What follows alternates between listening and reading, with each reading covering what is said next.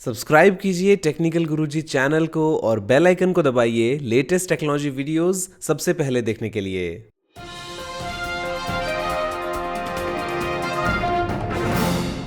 नमस्कार दोस्तों, मैं गौरव आपका बहुत बहुत स्वागत करता हूं टेकटॉक्स के ग्रुप एपिसोड में और लेके आया हूं आपके लिए बहुत ही कमाल की टेक न्यूज। तो चलिए शुरू करते हैं।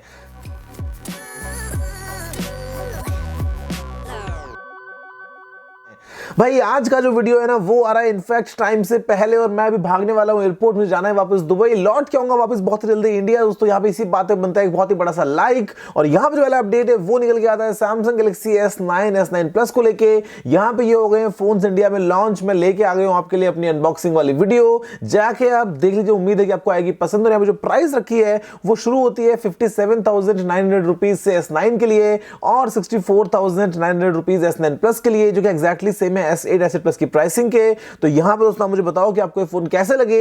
मेरी तरफ से शायद एक छोटा सरप्राइज आप सभी के लिए आ सकता है। दोस्तों अगला अपडेट निकल के आता है वो है भैया यहाँ पे एक बहुत ही कमाल का अपडेट कि हुआ ऐसा मलेशिया में कि भैया एक दुकान पे चली सेल। दोस्तों सेल थी एप्पल के कुछ आईफोन्स की, आईपैड्स की, मैकबुक्स की, जो कि डेमो यूनिट्स थे और जो प्राइस थी वो थी $50, $100, $150, कुछ 200 के आसपास आइटम थे। और यहाँ भैया लोग आ गए मॉल के अंदर 11,000 उन आईफोन्स को खरीदने के लिए, जो कि आईफोन 5s थे। तो यहाँ पे फाइनली वो भैया सिक्योरिटी रीजंस की वजह से मॉल को बंद करना पड़ा, दुकान को बंद करना पड़ा, सेल नहीं हो पाई।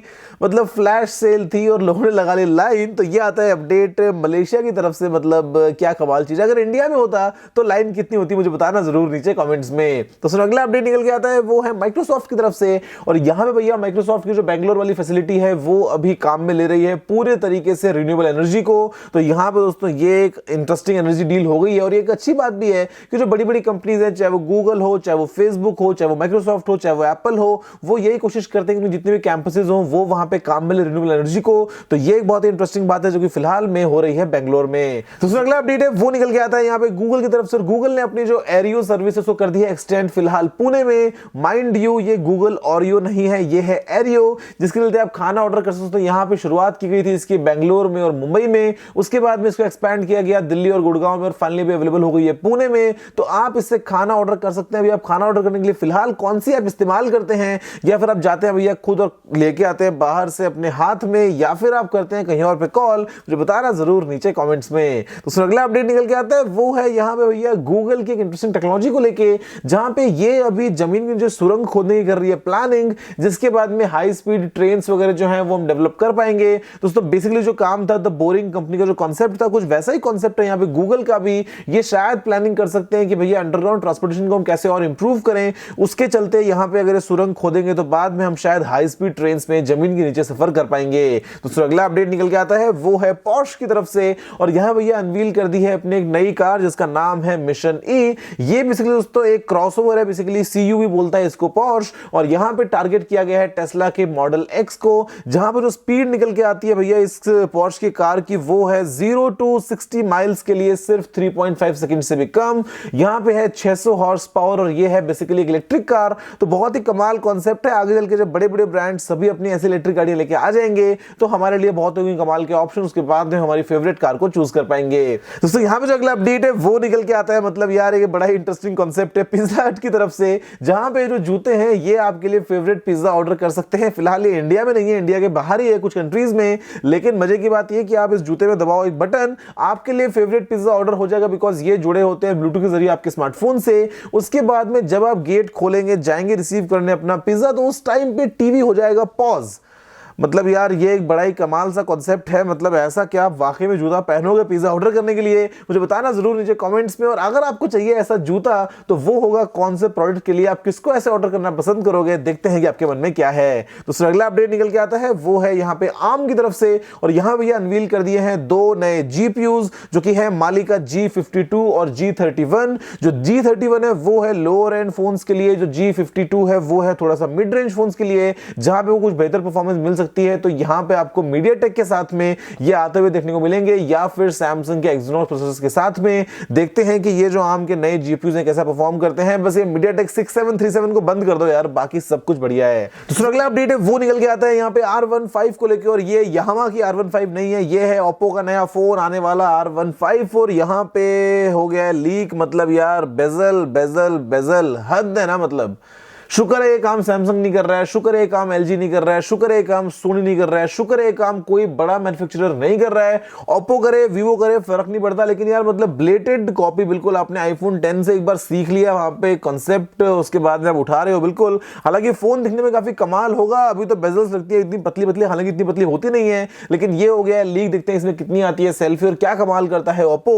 हो सकता है जो फिंगरप्रिंट स्कैनिंग है वो भी हो जाएगी डिस्प्ले के अंदर, बिकॉज वीवो ने कर ली तो ओप्पो तो कर ही लेगा। तो यहाँ पे दोस्तों ये है अपडेट ओप्पो के आने वाले फोन R15 को लेके। दोस्तों अगला अपडेट निकल के आता है वो है येलो, यहाँ पे Xiaomi भी तीर मार रहा है। दोस्तों ये है Mi Mix 2S के बैक पैनल की एक फोटो, जो कि पता नहीं असली है कि नहीं है, लेकिन यहाँ पे आपको मिलता है भैया वही आईफोन 10 वाला कैमरा लेआउट, वही Redmi Note 5 Pro वाला कैमरा लेआउट, दो कैमरास बीच में फ्लैश।